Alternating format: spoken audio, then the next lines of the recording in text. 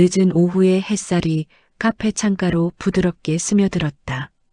작은 커피잔 하나, 그리고 그 앞에 앉은 한 남자. 흰 머리카락 사이로 햇살이 내려앉고 주름진 손끝은 커피잔을 감싸쥐고 있었다. 그의 눈동자는 창밖이 아닌 어딘가 먼 곳을 향하고 있었다. 잔 속의 김이 천천히 피어오르고 그는 그 김 너머로 지나간 세월을 바라보는 듯했다. 남자는 커피를 한 모금 들이켰다. 온기가 입안에 번지자마자 미세하게 떨리는 숨이 흘러나왔다. 이 나이에 이런 감정을 다시 느낄 줄은 몰랐어. 그의 목소리는 낮았지만 묘하게 힘이 있었다. 마치 오랫동안 닫혀있던 마음 한켠이 조심스레 문을 열기 시작한 듯했다. 테이블 위에는 한 장의 초대장이 놓여 있었다. 하얀 종이에 붉은 글씨로 적혀 있었다. 시니어 러브 페스티벌 사랑은 나이를 묻지 않는다. 그 문장을 바라보던 그의 시선이 천천히 흔들렸다. 그리고 마음속 어딘가에서 오래 묻어두었던 감정이 천천히 깨어났다. 며칠 전 가을 햇살이 부드럽게 내려앉던 오후였다. 명수는 오래된 공원 벤치에 앉아 있었다. 옆자리엔 친구 순철이 앉아 담배를 한 대 피우며 농담처럼 말했다. 야, 명수야. 인생이 언제 끝나는 줄 알아? 명수는 피식 웃었다. 나도 모르지. 다만 내 인생은 이미 끝난 것 같아. 끝난 게 아니라 멈춘 거겠지. 사람은 기다릴 이유가 없을 때 진짜 늙는 거래. 그 말에 명수는 고개를 돌렸다. 기다릴 이유라 그게 이제는 잘 안 생겨. 그럼 만들어. 요즘 시니어들 모임 많다더라. 러브 페스티벌? 그거 인기 많대. 명수는 웃으며 손사래를 쳤다. 야, 내가 70이다. 그 나이에 연애 타령하면 애들이 뭐라 그러겠냐. 야, 누가 뭐래. 너도 사람인데. 설렘이란 건 나이에 상관없지. 순철은 하얀 봉투 하나를 꺼내 명수에게 건넸다. 이거 행사 초대장이야. 그냥 나가봐. 커피 마시고 사람들 얼굴이나 보고 와. 명수는 잠시 봉투를 바라보다가 손에 쥐었다. 그 위엔 붉은 글씨가 선명했다. 사랑은 나이를 묻지 않는다. 그는 그 문장을 한참 바라보다가 잔잔하게 웃었다. 사람은 늙어서도 누군가를 기다릴 수 있을까? 그날 밤 명수는 집으로 돌아와 조용히 불을 켰다. 거실 한쪽에는 오래된 액자 속 사진이 놓여 있었다. 젊은 시절의 명수와 그의 아내. 그녀는 이미 세상을 떠난 지 10년이 넘었다. 그는 사진을 바라보다가 낮게 중얼거렸다. 자네가 떠난 지 벌써 그렇게 됐네. 그동안 나는 그냥 살았어. 웃지도 않고 울지도 않고. 텔레비전에서는 젊은 커플이 웃으며 여행을 떠나는 광고가 흘러나왔다. 사랑은 순간이 아니라 습관입니다. 그 문구가 들리는 순간 명수는 리모컨을 눌러 화면을 껐다. 방은 금세 어두워지고 초침 소리만 또렷하게 들렸다. 그는 봉투를 다시 꺼내 들었다. 잠시 망설이던 명수는 조용히 말했다. 그래, 그냥 사람 구경이나 하고 오자. 며칠 뒤 명수는 낡은 양복을 꺼내 입었다. 셔츠를 다리고 구두를 닦고 거울 앞에 섰다. 괜찮아. 그냥 잠깐 들렀다 오면 되지. 스스로에게 중얼거리며 웃었지만 거울 속의 얼굴에는 약간의 긴장감이 보였다.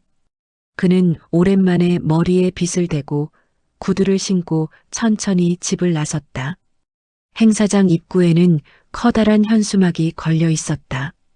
시니어 러브 페스티벌 새로운 만남, 새로운 설렘. 밝은 조명 아래 사람들이 줄을 서서 명찰을 받고 있었다. 명수는 그들 사이에 조용히 섞여 섰다. 정명수님 맞으시죠? 예. 여기 명찰이요. 명수는 명찰을 받아 가슴에 달았다. 그 아래에는 정명수 70이라는 숫자가 적혀 있었다. 그는 숫자를 한참 바라보다가 작게 중얼거렸다. 70이라 참 묘한 숫자야. 그때 뒤에서 속삭이는 소리가 들렸다. 저분은 너무 연세 많지 않으신가요? 괜찮겠지 뭐, 그냥 참가만 하신대. 명수의 어깨가 살짝 굳었다. 그는 아무 말 없이 모자를 고쳤으며 작게 말했다. 괜찮아. 그냥 커피 한 잔 마시다 가는 거지. 행사장 안은 생각보다 화사했다. 테이블마다 밝은 조명이 켜져 있고 곳곳에서 웃음소리가 들렸다. 이제 파트너를 바꿔주세요. 사회자의 목소리가 울릴 때마다 사람들은 서로 인사를 나눴다. 명수는 조심스럽게 빈자리에 앉았다. 맞은편에는 단정한 옷차림의 여성 한 분이 있었다. 그녀가 밝게 인사했다. 안녕하세요. 저는 윤미경이에요. 예, 반갑습니다. 정명수라고 합니다. 짧은 인사 후 잠시 어색한 침묵이 흘렀다. 여성이 미소를 지으며 물었다. 요즘 뭐 하세요? 특별한 건 없어요. 아침에 공원 산책하고 신문 읽고 그러다 하루가 갑니다. 그렇군요. 그녀는 고개를 끄덕이다가 미묘한 표정을 지었다. 죄송해요. 저는 친구처럼 지낼 뿐이 좋아서요. 그녀가 자리에서 일어나 떠나자 명수는 커피잔을 들었다. 잔 속의 커피가 살짝 흔들렸다. 그는 조용히 중얼거렸다.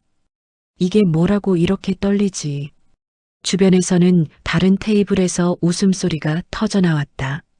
어머, 저도 고양이 키워요. 정말요? 세상에. 그 웃음소리 사이에서 명수의 숨소리만 조용히 묻혔다. 그는 순간 문득 깨달았다. 자신이 생각보다 더 작아졌다는 사실을. 예전엔 회의실에서 목소리를 높이던 사람이었는데 지금은 단 한 사람 앞에서도 손이 떨리고 있었다. 그는 작게 한숨을 내쉬었다. 이제 나도 그냥 구경꾼이 된 거지. 종이 다시 울렸다. 다음 테이블로 이동해 주세요. 명수는 천천히 자리에서 일어났다. 이번엔 그냥 인사만 하고 나가야겠다고 생각했다. 그가 새 테이블로 이동하려는 순간 낯선 목소리가 들려왔다. 처음 뵙겠습니다. 김혜숙이에요. 그는 고개를 들었다. 은빛 머리, 단정한 미소, 따뜻한 눈빛. 그녀가 손을 내밀었다. 오늘 커피는 제가 살게요. 명수는 잠시 말을 잃었다. 그녀의 말투에는 어색함보다 다정함이, 미소에는 쓸쓸함보다 온기가 담겨 있었다. 그는 천천히 웃었다. 그럼 감사히 받겠습니다. 그녀가 말했다. 사람은 나이보다 마음이 젊을 때 더 예쁘대요. 명수는 그 말을 들으며 미묘하게 숨을 고르더니 한참 동안 아무 말도 하지 않았다. 단지 마음 한쪽이 따뜻하게 흔들리는 걸 느꼈다. 그 순간 커피 향이 유난히 진하게 느껴졌다. 그의 손끝은 여전히 떨리고 있었지만 이번에는 두려움이 아니라 설렘 때문이었다. 그는 조용히 미소 지었다. 이 나이에 이런 감정을 다시 느낄 줄은 몰랐어. 그날 이후 그의 세상은 아주 조금 달라졌다. 아주 오래 잠들어 있던 마음이 천천히 깨어나고 있었다. 그도 몰랐다. 그날이 그의 인생이 다시 시작되는 날이 될 줄은. 늦은 오후의 햇살이 카페 창가로 부드럽게 스며들었다. 작은 커피잔 하나 그리고 그 앞에 앉은 한 남자. 흰 머리카락 사이로 햇살이 내려앉고 주름진 손끝은 커피잔을 감싸쥐고 있었다. 그의 눈동자는 창밖이 아닌 어딘가 먼 곳을 향하고 있었다. 잔 속의 김이 천천히 피어오르고 그는 그 김 너머로 지나간 세월을 바라보는 듯했다. 남자는 커피를 한 모금 들이켰다. 온기가 입안에 번지자마자 미세하게 떨리는 숨이 흘러나왔다. 이 나이에 이런 감정을 다시 느낄 줄은 몰랐어. 그의 목소리는 낮았지만 묘하게 힘이 있었다. 마치 오랫동안 닫혀있던 마음 한켠이 조심스레 문을 열기 시작한 듯했다. 테이블 위에는 한 장의 초대장이 놓여 있었다. 하얀 종이에 붉은 글씨로 적혀 있었다. 시니어 러브 페스티벌 사랑은 나이를 묻지 않는다. 그 문장을 바라보던 그의 시선이 천천히 흔들렸다. 그리고 마음속 어딘가에서 오래 묻어두었던 감정이 천천히 깨어났다.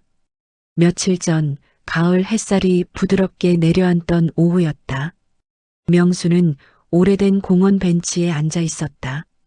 옆자리엔 친구 순철이 앉아 담배를 한 대 피우며 농담처럼 말했다. 야, 명수야. 인생이 언제 끝나는 줄 알아? 명수는 피식 웃었다. 나도 모르지. 다만 내 인생은 이미 끝난 것 같아. 끝난 게 아니라 멈춘 거겠지. 사람은 기다릴 이유가 없을 때 진짜 늙는 거래. 그 말에 명수는 고개를 돌렸다. 기다릴 이유라 그게 이제는 잘 안 생겨. 그럼 만들어. 요즘 시니어들 모임 많다더라. 러브 페스티벌? 그거 인기 많대. 명수는 웃으며 손사래를 쳤다. 야, 내가 70이다. 그 나이에 연애 타령하면 애들이 뭐라 그러겠냐. 야, 누가 뭐래? 너도 사람인데. 설렘이란 건 나이에 상관없지. 순철은 하얀 봉투 하나를 꺼내 명수에게 건넸다. 이거 행사 초대장이야. 그냥 나가봐. 커피 마시고 사람들 얼굴이나 보고 와. 명수는 잠시 봉투를 바라보다가 손에 쥐었다. 그 위엔 붉은 글씨가 선명했다. 사랑은 나이를 묻지 않는다. 그는 그 문장을 한참 바라보다가 잔잔하게 웃었다. 사람은 늙어서도 누군가를 기다릴 수 있을까? 그날 밤 명수는 집으로 돌아와 조용히 불을 켰다. 거실 한쪽에는 오래된 액자 속 사진이 놓여 있었다. 젊은 시절의 명수와 그의 아내. 그녀는 이미 세상을 떠난 지 10년이 넘었다. 그는 사진을 바라보다가 낮게 중얼거렸다. 자네가 떠난 지 벌써 그렇게 됐네. 그동안 나는 그냥 살았어. 웃지도 않고 울지도 않고. 텔레비전에서는 젊은 커플이 웃으며 여행을 떠나는 광고가 흘러나왔다. 사랑은 순간이 아니라 습관입니다. 그 문구가 들리는 순간 명수는 리모컨을 눌러 화면을 껐다. 방은 금세 어두워지고 초침 소리만 또렷하게 들렸다. 그는 봉투를 다시 꺼내 들었다.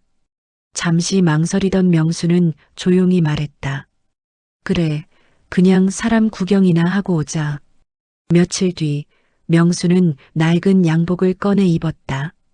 셔츠를 다리고 구두를 닦고 거울 앞에 섰다. 괜찮아. 그냥 잠깐 들렀다 오면 되지. 스스로에게 중얼거리며 웃었지만 거울 속의 얼굴에는 약간의 긴장감이 보였다. 그는 오랜만에 머리에 빗을 대고 구두를 신고 천천히 집을 나섰다. 행사장 입구에는 커다란 현수막이 걸려 있었다. 시니어 러브 페스티벌 새로운 만남, 새로운 설렘.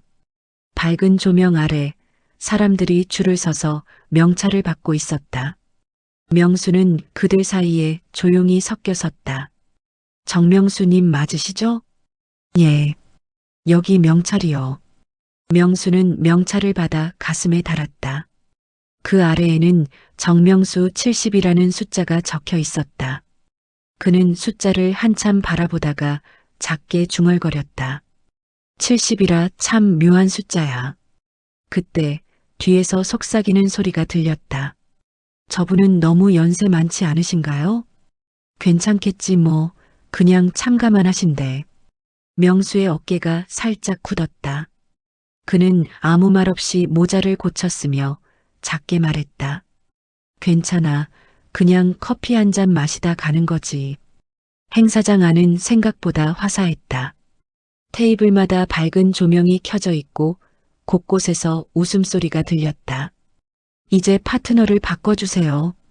사회자의 목소리가 울릴 때마다 사람들은 서로 인사를 나눴다. 명수는 조심스럽게 빈자리에 앉았다. 맞은편에는 단정한 옷차림의 여성 한 분이 있었다. 그녀가 밝게 인사했다. 안녕하세요. 저는 윤미경이에요. 예, 반갑습니다. 정명수라고 합니다. 짧은 인사 후 잠시 어색한 침묵이 흘렀다. 여성이 미소를 지으며 물었다. 요즘 뭐 하세요? 특별한 건 없어요. 아침에 공원 산책하고 신문 읽고 그러다 하루가 갑니다. 그렇군요.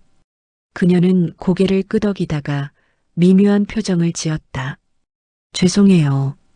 저는 친구처럼 지낼 뿐이 좋아서요. 그녀가 자리에서 일어나 떠나자 명수는 커피잔을 들었다. 잔 속의 커피가 살짝 흔들렸다. 그는 조용히 중얼거렸다. 이게 뭐라고 이렇게 떨리지? 주변에서는 다른 테이블에서 웃음소리가 터져나왔다. 어머, 저도 고양이 키워요. 정말요? 세상에. 그 웃음소리 사이에서 명수의 숨소리만 조용히 묻혔다. 그는 순간 문득 깨달았다. 자신이 생각보다 더 작아졌다는 사실을.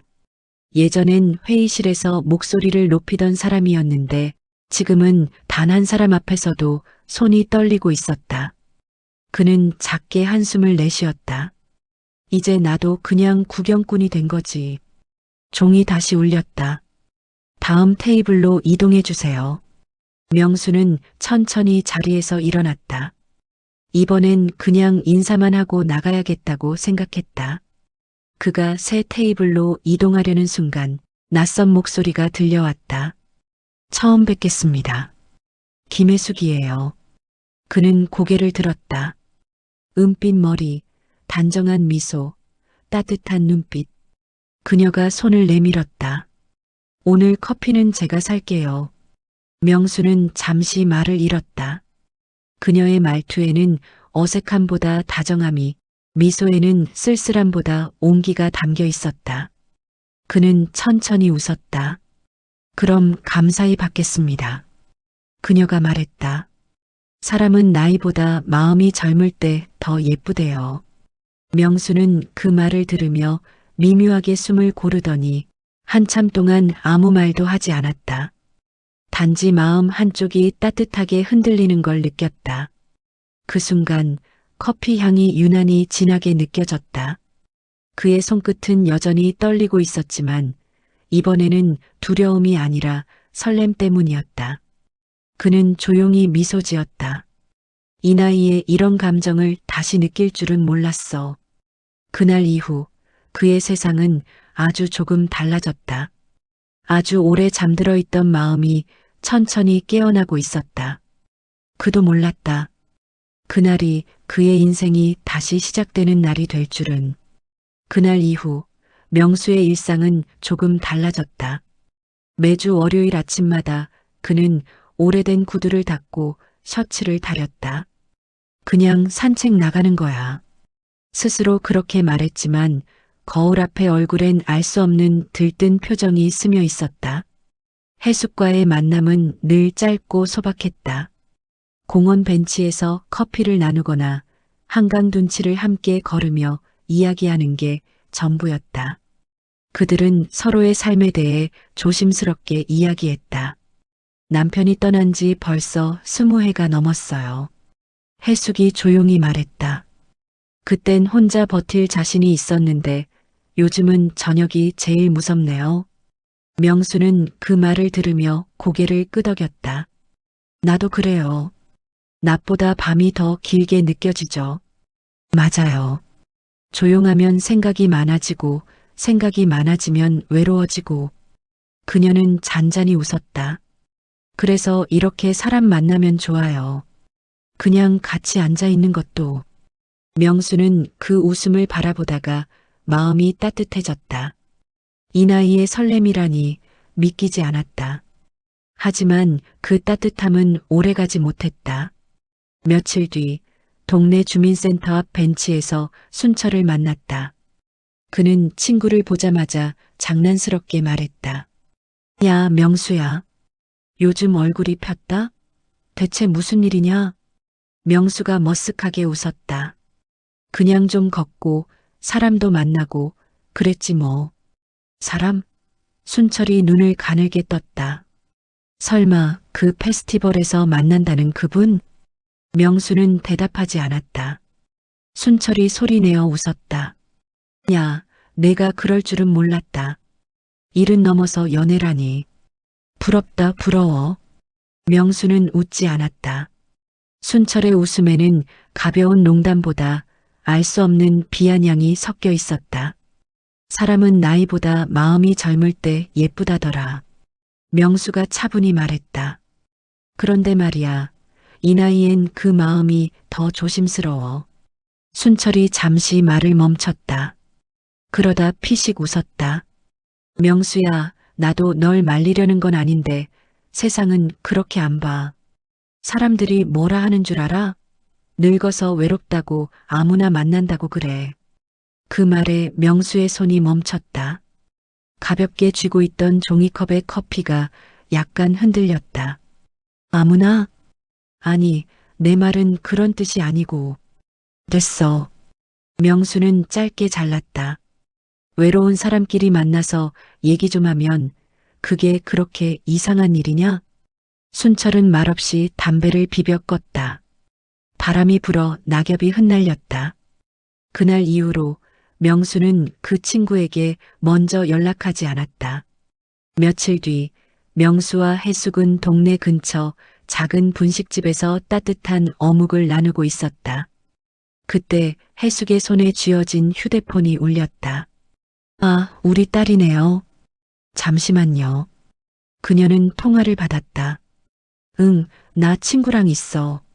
아냐, 여자친구랑 아니고 그냥 인연이랄까. 잠시 웃던 해숙의 표정이 굳었다. 전화기 너머로 들리는 큰 목소리에 그녀의 눈빛이 흔들렸다. 아니, 왜 그런 말을 해?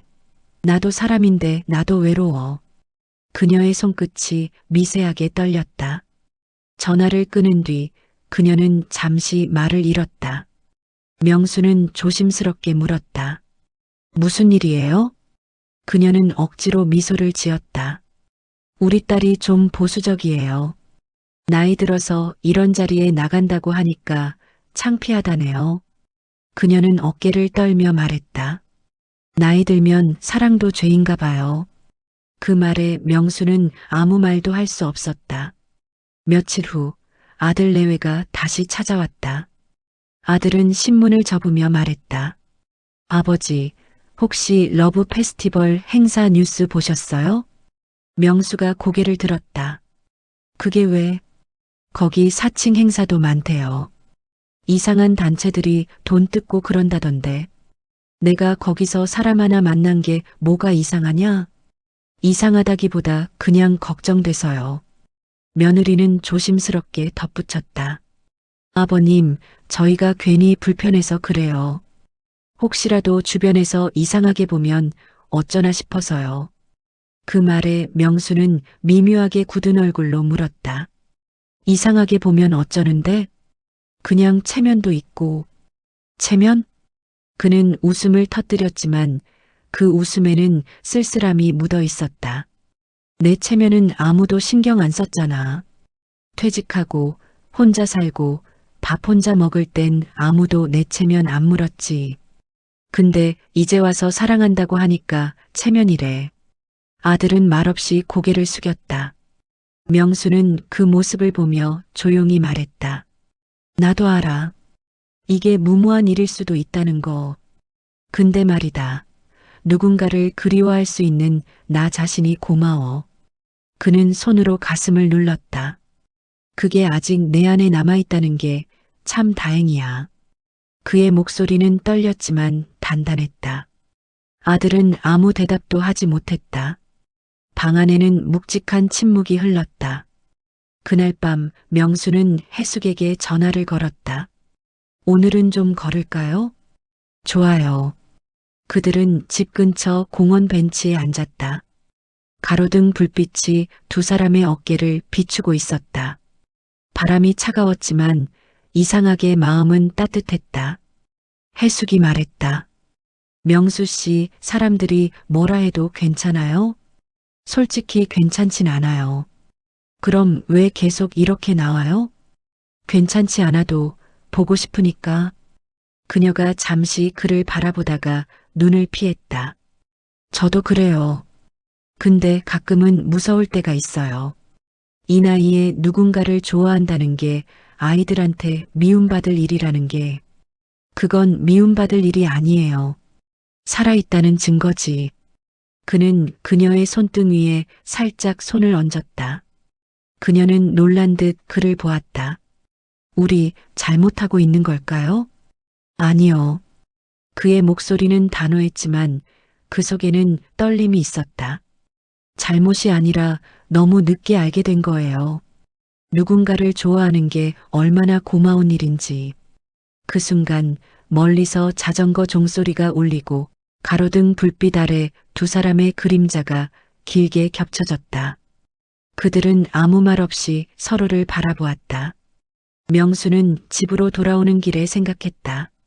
사람들의 시선이, 가족의 말이, 친구의 웃음이 모두 자신을 향한 관심이라기보다 경계라는 걸 느꼈다. 그리고 문득 이런 생각이 스쳤다. 사람들이 내 나이를 걱정하지만 정작 나는 그 나이만큼 살아본 적이 없는데. 그는 조용히 미소 지었다. 그리고 하늘을 올려다봤다. 늦가을의 달빛이 흐릿하게 비추고 있었다. 그는 속으로 조용히 되뇌었다. 그래도 오늘은 행복했다. 하지만 그는 몰랐다. 그 행복이 오래가지는 못할 거라는 걸. 그의 작은 용기가 곧 세상의 냉소와 마주치게 될 거라는 걸. 늦가을의 바람이 차가워지기 시작한 어느 오후였다. 명수는 해숙과 함께 단골로 가던 작은 카페에 앉아 있었다. 창밖엔 낙엽이 천천히 흩날리고 테이블 위엔 따뜻한 커피 두 잔이 놓여 있었다. 해숙이 말했다. 오늘은 유난히 바람이 차네요. 그러게요. 겨울이 오나 봅니다. 시간 참 빠르죠. 여름에 처음 뵌 게 엊그제 같은데. 명수는 조용히 웃었다. 그때 당신이 커피는 제가 살게요 했잖아요. 그 말이 아직도 생각나요. 그랬죠. 그때부터였나 봐요. 이렇게 누군가와 있는 게 다시 편해진 게. 그녀의 말에 명수는 가슴 한쪽이 따뜻해졌다. 하지만 그 따뜻함은 오래가지 못했다. 문이 열리고 낯익은 목소리가 들려왔다. 아이고, 여기 계셨네. 명수 형님. 명수가 고개를 돌렸다. 동네 친구 순철이었다. 뒤에는 몇몇 주민 모임 사람들도 함께 있었다. 그들은 명수를 보자 반갑게 인사했다. 형님, 여기서 뭐 하십니까? 명수는 멋쩍게 웃었다. 그냥 커피 한잔하고 있었어. 그들 중 한 여성이 살짝 고개를 기울이며 말했다. 어머, 여자친구분이세요? 농담처럼 던진 말이었지만 어딘가 날이 서 있었다. 해숙의 표정이 굳었다. 명수가 조용히 대답했다. 그냥 지인입니다. 지인이라기엔 분위기가 보기 좋네요. 다른 남자가 툭툭 명수의 어깨를 쳤다. 형님, 아직 정정하신가 봐요. 부럽습니다. 부러워. 그들의 웃음소리는 농담이었지만 그 속엔 조롱이 섞여 있었다. 해숙의 얼굴이 붉게 달아올랐다. 명수는 손에 쥔 커피잔을 내려놓았다. 그만 가시죠. 그는 자리에서 일어났다. 왜 벌써 가세요? 좋은데. 오늘은 좀 피곤해서요. 명수는 짧게 인사하고 해숙의 손목을 가볍게 이끌었다. 밖으로 나서자 찬바람이 얼굴을 스쳤다. 둘 다 말이 없었다. 길을 건너던 해숙이 갑자기 걸음을 멈췄다. 명수 씨. 그녀의 목소리가 떨렸다. 내가 부끄럽게 만들었나요? 아니요. 그런 말 마세요. 근데 사람들 다 보는 앞에서 지인입니다라고 했잖아요. 그게 괜히 마음이 아팠어요. 명수는 아무 말도 하지 못했다. 그녀의 눈빛 속엔 상처와 서운함이 섞여 있었다. 미안합니다. 그게 아니라, 알아요. 나도 체면 생각해야 하는 거죠. 우리 나이에 이런 게 우습게 보일 수도 있으니까. 그녀는 억지로 미소를 지었다. 괜찮아요. 나도 그런 시선, 오래전부터 익숙하니까. 그녀의 말에 명수의 가슴이 무너지는 듯 했다. 그는 작게 중얼거렸다. 내가 더 단단했어야 했는데. 그날 밤 명수는 집에 돌아와 불을 켜지 않은 채 앉아 있었다. 탁자 위에는 식지 않은 차 한 잔이 놓여 있었다. 그는 천천히 손을 들어 머리를 감쌌다. 귓가에는 낮에 들었던 조롱 섞인 웃음소리가 아직도 맴돌았다. 형님, 여자친구분이세요? 그 말이 이상하게 자꾸 떠올랐다. 그리고 그 말 뒤에 이어졌던 웃음소리. 그는 한숨을 내쉬었다. 왜 사람들은 남의 외로움엔 이렇게 잔인할까? 그는 창문 밖을 바라보았다. 가로등 불빛 아래로 낙엽이 흩날리고 있었다. 그는 혼잣말처럼 말했다. 사람이 늙는 건 몸 때문이 아니라 누가 날 웃게 해주지 않을 때부터구나. 며칠 후 해숙에게서 연락이 왔다. 명수 씨, 잠깐 볼 수 있을까요? 그는 약속 장소로 나갔다. 해숙은 평소보다 말수가 적었다. 커피잔을 잡은 손끝이 떨리고 있었다. 명수 씨, 딸이 알았어요. 네. 그날 카페에서 찍힌 사진을 봤대요. 같이 있던 사람들이 올린 거였어요. 명수의 얼굴이 굳었다. 그래서 뭐라고 했나요? 엄마가 이 나이에 그런 일 한다고. 창피하다고 했어요. 이웃한테 뭐라 들었다며 울더라고요. 그녀는 고개를 숙였다. 그래서 당분간은 좀 연락을 줄이는 게 좋을 것 같아요. 명수의 가슴이 서늘하게 식었다. 그는 조용히 물었다. 그게 당신 뜻이에요? 아니요. 제 뜻은 아니에요. 하지만 가족이 힘들어하면 나도 버티기가 어렵네요. 그녀의 눈가에 눈물이 맺혔다. 미안해요, 명수 씨. 나는 나쁜 사람이죠? 명수는 고개를 저었다. 아니요. 나쁜 사람 아니에요. 오히려 나보다 더 용기 있었어요. 그는 말을 멈췄다. 나는 아직 세상 앞에 서는 게 무서워요. 해숙은 조용히 자리에서 일어났다. 언젠가 다시 봐요. 그때는 서로 눈치 보지 않아도 되는 날이겠죠. 그녀가 걸어나가자 명수는 아무 말도 하지 못했다. 잔 속의 커피는 이미 식어 있었다. 그날 저녁 명수는 아들에게 전화를 걸었다. 나 말이야 그냥 혼자 있는 게 편할 줄 알았는데 그게 아니더라. 아버지, 무슨 말씀이세요? 그냥 요즘 조금 힘들다. 그래서 그 여자분 때문이에요? 명수는 대답하지 않았다. 아들의 한숨이 들렸다. 아버지, 세상이 그렇게 만만하지 않아요. 그분도 결국 돌아설 겁니다. 그 말은 칼처럼 가슴을 베었다. 명수는 전화를 끊고 조용히 불을 껐다. 어둠 속에서 그는 눈을 감았다. 해숙의 목소리가 귓가를 맴돌았다. 당신이 부끄러운 사람이 아니라고 나는 믿어요. 그 말이 자꾸 떠올랐다. 그리고 이상하게도 그 말이 그를 다시 숨쉬게 했다. 그는 혼잣말처럼 속삭였다. 그래, 내가 부끄럽지 않다면 언젠가는 다시 웃을 수 있겠지. 바람이 불었다. 그의 창문 틈새로 차가운 바람이 스며들었다. 그는 커튼을 걷고 창밖을 바라보았다. 거리의 불빛이 흐릿하게 번져 있었다. 그 속에서 그는 혼자 중얼거렸다. 세상이 뭐라 해도 내 마음은 틀리지 않았다. 그의 눈가엔 잔잔한 눈물이 맺혔다. 그리고 그 눈물 속에는 단 한 가지 감정이 담겨 있었다. 포기하지 않겠다는 작은 다짐. 그날 이후 명수는 며칠 동안 사람을 만나지 않았다.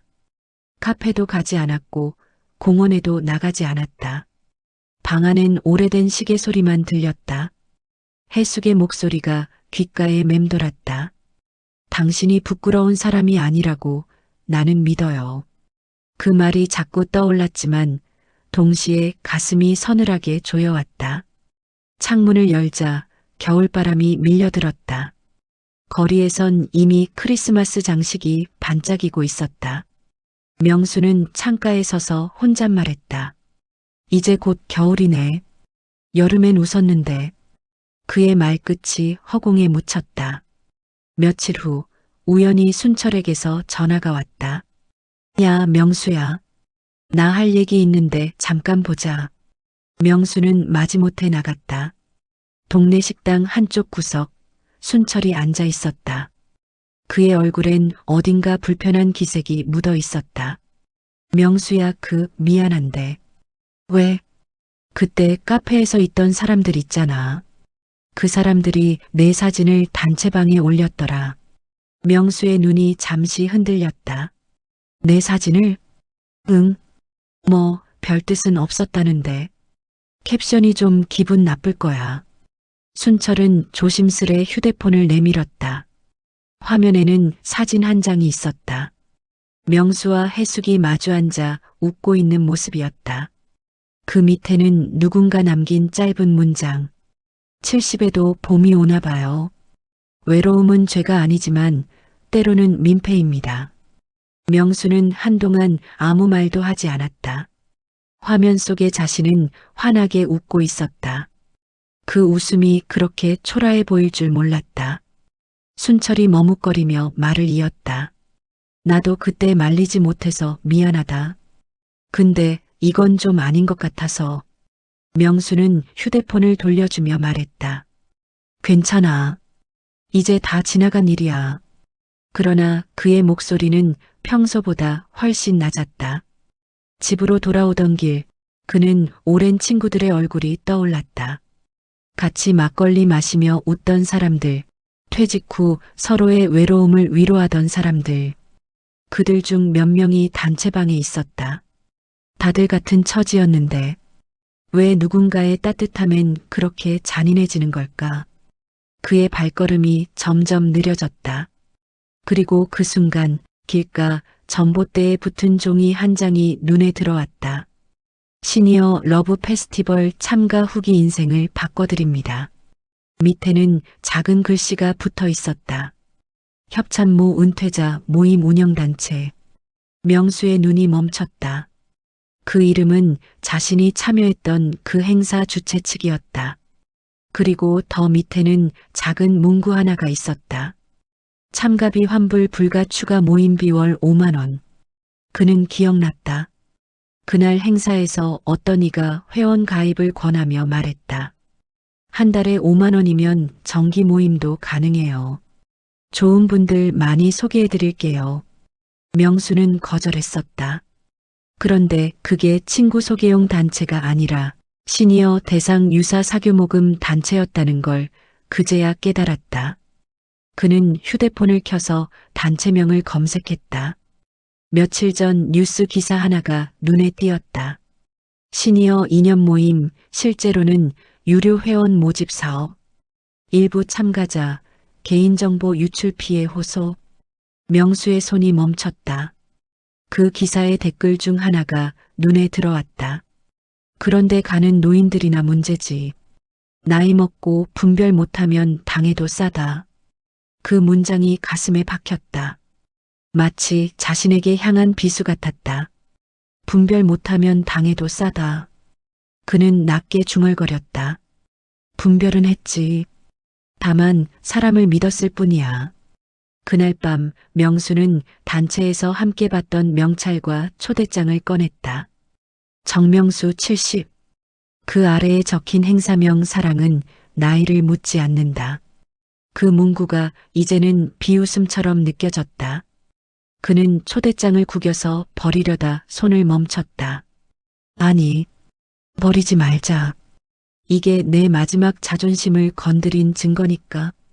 그는 봉투를 다시 펴서 책상 서랍에 넣었다. 그리고 조용히 다짐했다. 이대로 끝내지 않겠다. 다음 날 명수는 동네 복지센터를 찾았다. 그곳에는 은퇴자 모임과 상담을 맡는 사회복지사가 있었다. 혹시 시니어 러브 페스티벌 관련 민원 들어온 거 있습니까? 복지사는 잠시 망설이다가 말했다. 요즘 그 행사로 피해보신 분들 많아요. 개인정보 유출, 불법 가입금 문제 때문에 조사 중이에요. 명수는 조용히 고개를 끄덕였다. 저도 참가자 중 한 명이었습니다. 복지사의 표정이 놀람으로 바뀌었다. 혹시 피해를 입으셨나요? 피해라기보다 진실을 알고 싶습니다. 그는 메모지에 그날 행사에 있던 사람들 이름을 적었다. 특히 자신을 비웃던 몇몇 인물들. 그 중에는 해숙의 이름도 있었다. 하지만 그녀 옆엔 작게 가입비 납부자라는 표시가 있었다. 명수의 손이 떨렸다. 설마. 그는 한참 동안 그 메모지를 바라보았다. 그의 머릿속에 복잡한 생각이 스쳤다. 그녀도 이 단체를 알고 있었던 걸까? 아니면 몰랐을까? 그는 의심을 떨쳐내려 했지만 그녀가 연락을 끊던 날의 떨리는 눈빛이 다시 떠올랐다. 딸이 창피하다고 해서요. 그 말이 어쩌면 진심이 아니었을지도 모른다는 생각이 들었다. 그날 밤 명수는 해숙의 집 앞에 갔다. 불이 꺼진 창문을 올려다보며 한참을 서 있었다. 그는 아무 말도 하지 않았다. 단지 마음속으로 중얼거렸다. 만약 당신이 나를 속였어도 나는 믿을 거예요. 당신은 그럴 사람이 아니라고. 그리고 돌아서는 순간 휴대폰이 울렸다. 발신자 김혜숙. 명수는 놀란 듯 휴대폰을 들었다. 명수 씨죠. 오늘 그 단체에서 연락받았어요. 뭐라고요? 그쪽에서 저한테 협조 요청했대요. 혹시 명수 씨가 단체 명단을 외부에 알린 적 있냐고. 무슨 말입니까? 그 사람들 좀 이상해요. 내 개인 계좌로 입금했던 회비 이야기도 꺼내고. 그녀의 목소리가 떨렸다. 저 무섭네요. 명수의 얼굴이 굳었다. 걱정 마요. 내가 알아볼게요. 명수 씨, 혹시 그날 명단 어딘가에 두셨죠? 예. 집에 있습니다. 그거 버리지 마세요. 그게 증거가 될 거예요. 그녀의 말이 끝나자 통화가 끊겼다. 명수는 한참 동안 휴대폰을 내려다봤다. 그래, 진짜 부패는 저들이었군. 그의 눈빛이 달라졌다. 그동안 흔들리던 표정은 사라지고 그의 눈에는 오랜만에 결심의 불빛이 비쳤다. 사람들이 우릴 비웃었지만 진짜 웃긴 건 그들이었어. 그의 손이 주먹처럼 쥐어졌다. 테이블 위에는 구겨진 초대장이 놓여 있었다. 그 아래엔 작은 메모 한 장. 시작은 사랑이었지만 끝은 정의로 가야 한다. 명수는 그 문장을 조용히 바라보았다. 그의 눈빛은 더 이상 흔들리지 않았다. 새벽 5시, 명수는 커튼 사이로 들어오는 희미한 빛에 눈을 떴다. 밤새 잠을 거의 이루지 못했다.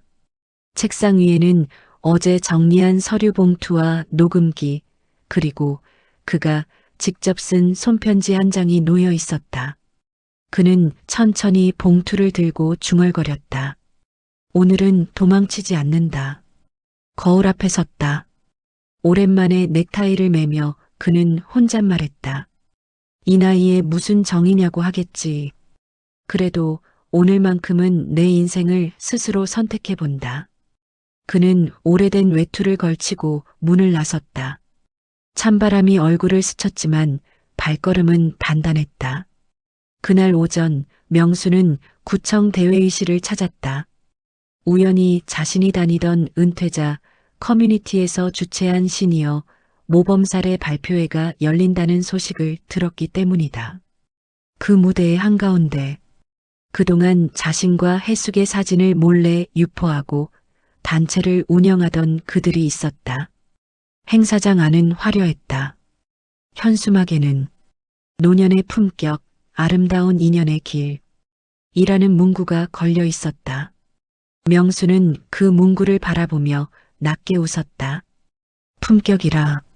사회자가 마이크를 잡았다. 오늘은 특별히 시니어 커뮤니티 발전에 기여한 공로로 사랑과 봉사의 장을 이끌어주신 대표님을 모셨습니다. 사람들의 박수가 터져 나왔다. 명수는 조용히 객석 맨 뒤에 앉아 있었다. 주머니 속에는 녹음기가 들어 있었다. 그 속에는 단체 운영진이 주고받은 음성 파일이 담겨 있었다. 회비는 좀 올리죠. 외로운 노인들 상대로 이 정도면 충분해요. 명수 씨 같은 분 많아요. 외로우니까 그냥 내죠. 그 목소리를 처음 들었을 때 명수는 한동안 말을 잃었다. 이제 그 목소리를 세상에 들려줄 차례였다. 혹시 발언 한 번만 해도 되겠습니까? 사회자가 놀란 듯 그를 바라봤다. 어르신, 일정이 정해져 있어서 잠깐이면 됩니다. 저도 이 단체의 회원이었으니까요. 사람들의 시선이 일제히 돌아왔다. 명수는 천천히 단상으로 걸어 나갔다. 마이크 앞에 선 그는 잠시 숨을 고르고 말했다. 여러분, 저는 이 단체가 처음엔 참 따뜻하다고 생각했습니다. 사람과 사람이 다시 만날 수 있게 해주는 자리라고 믿었죠. 하지만 그건 착각이었습니다. 웅성거림이 번졌다. 그는 봉투를 꺼내 흔들었다. 여기 있습니다. 여러분이 내신 회비가 어디로 갔는지, 누가 관리했는지, 그리고 그 명단이 누구의 계좌로 흘러갔는지. 주최 측의 대표가 급히 일어나 외쳤다. 저분 무슨 말씀을 하는 겁니까? 허위 사실 유포입니다. 허위? 명수는 천천히 녹음기를 켰다. 그리고 단상 위 스피커로 음성이 울려 퍼졌다. 외로운 노인들 상대로 이 정도면 충분해요. 명수 씨 같은 사람 많아요. 외로우니까 그냥 내죠. 회의장은 순식간에 정적에 잠겼다. 사람들의 얼굴이 굳어졌다. 명수는 조용히 마이크를 내려놓았다. 외로운 게 죄는 아닙니다. 외로움을 이용하는 게 죄죠. 그 말에 몇몇 참석자들이 고개를 떨궜다. 누군가 울먹이며 말했다. 나도 돈 냈어요. 나도 속았어요. 순식간에 사람들 사이에서 울음과 분노가 뒤섞였다. 대표는 얼굴이 창백해졌다. 명수는 단상 아래로 내려오며 조용히 말했다. 이제 진짜 노년의 품격이 뭔지 생각해 봅시다. 그건 돈으로 사는 게 아닙니다.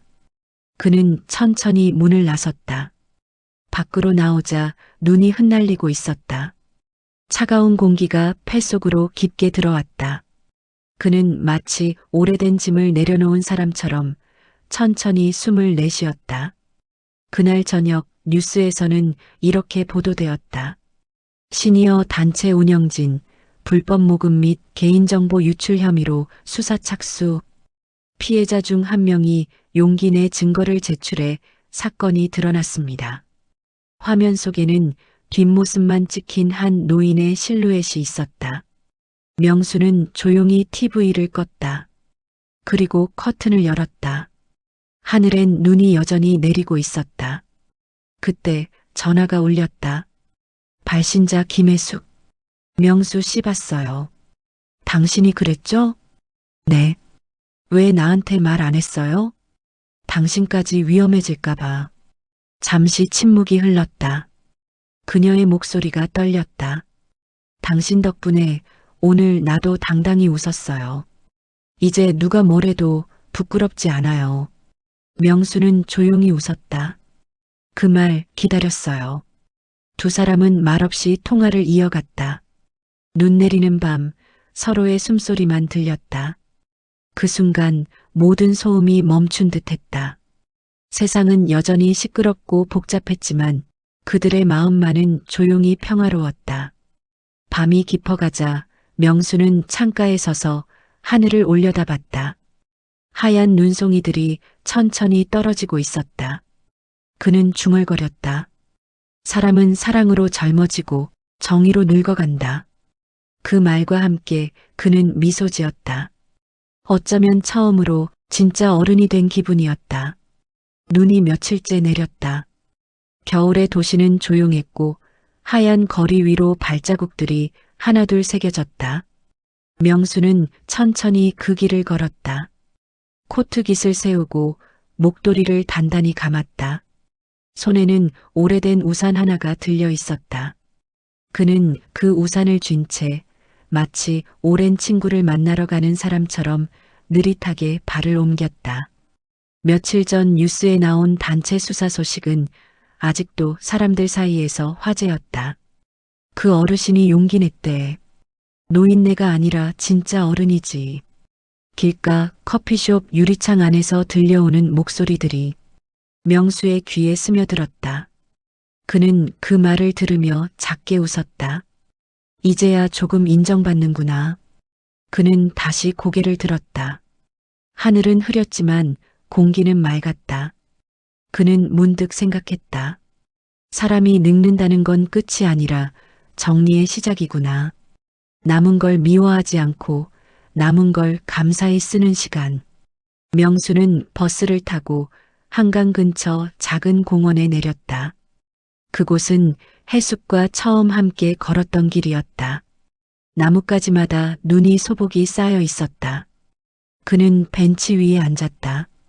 바람이 차가웠지만 이상하게 마음은 따뜻했다. 잠시 후 그 퍼밀리어한 목소리가 들려왔다. 추운 날에도 나오셨네요. 그는 고개를 들었다. 해숙이 서 있었다.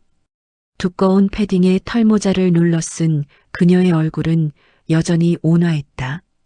해숙 씨, 그녀가 다가와 옆자리에 앉았다. 뉴스 봤어요. 사람들한테 얼마나 큰 용기 주신 줄 아세요? 그냥 할 일을 한 겁니다. 그 할 일이 얼마나 어려운 건데요. 그 나이에 그 일을 한 사람 아마 명수 씨밖에 없을 거예요. 그는 고개를 숙였다. 그날 이후 나도 많이 생각했어요. 이 나이에 사랑이 뭐냐고 비웃던 사람들보다 진심으로 믿어준 당신이 고마웠어요. 그녀는 미소 지었다. 우리 그때 참 많이 흔들렸죠. 그렇죠. 근데 이제는 흔들려도 넘어지진 않을 것 같아요. 잠시 바람이 불었다. 눈송이 몇 개가 두 사람의 어깨 위에 내려앉았다. 해숙이 조용히 말했다. 나 요즘은 혼자 있어도 덜 외로워요. 왜요? 당신 덕분에 알았거든요. 사람이 혼자 살아도 누군가 믿을 만한 기억 하나만 있으면 그건 외로움이 아니란 걸. 명수는 천천히 웃었다. 그 웃음엔 지난 세월의 피로 대신 깊은 평화가 있었다. 그럼 됐네요. 우리 잘 살았어요. 결국 남은 건 서로의 진심이었으니까. 두 사람은 한참 동안 말없이 강가를 바라보았다. 멀리서 새들이 날아가고 강물은 느리게 흐르고 있었다. 시간이 멈춘 듯 고요했다. 명수가 입을 열었다. 나는 말이에요. 이제야 내 인생을 스스로 선택했다는 생각이 들어요. 그동안은 남 눈치, 가족, 사회 그게 전부였는데. 지금은요? 지금은 내가 뭘 좋아하는지도 조금 알겠어요. 커피 향, 산책길, 그리고 사람. 그녀가 웃었다. 늦게 알면 어때요? 그게 인생이죠. 그날 오후 명수는 해숙과 헤어지고 천천히 집으로 돌아왔다. 현관을 들어서자 오랜만에 따뜻한 공기가 맞이했다. 그는 아내의 사진 앞에 앉았다. 당신, 이제야 나 좀 이해할 것 같아요. 그땐 몰랐어요. 당신도 아마 외로웠을 거예요. 그는 잠시 눈을 감았다. 사진 속의 아내는 여전히 그때의 미소를 짓고 있었다. 이제 나 괜찮아. 당신 떠나고 나서야 배운 게 많아요. 사람은 사랑을 잃고서야 진짜 사랑을 아는 모양이에요. 그는 천천히 일어나 창문을 열었다. 햇살이 방 안으로 들어왔다. 눈이 그치고 하늘 사이로 연한 파란빛이 드러났다. 그는 작은 숨을 내쉬었다. 남은 생을 어떻게 쓸까? 이제는 내가 정한다. 며칠 뒤 그는 시니어 문화센터에서 봉사활동을 시작했다. 컴퓨터를 배우고 싶다는 어르신들에게 무료로 알려주는 일이었다. 선생님, 글씨가 너무 작아요. 자, 여기 확대 버튼 누르시면 돼요. 명수는 웃으며 가르쳤다. 그의 목소리는 부드럽고 손길은 따뜻했다. 센터의 한 벽면에는 이런 문구가 붙어 있었다. 사람은 나이를 먹는 게 아니라 경험을 쌓는 것이다. 명수는 그 문구를 바라보다가 작게 중얼거렸다. 그래, 이제야 진짜 어른이 된 기분이야. 퇴근길 해숙에게서 메시지가 왔다. 오늘 눈이 참 예쁘네요. 커피 향 생각나요. 명수는 잠시 휴대폰을 바라보다가 답장을 보냈다. 내일 같이 한잔할까요? 잠시 후 답장이 왔다. 좋아요. 이번엔 제가 살게요. 명수는 휴대폰을 내려놓으며 웃었다.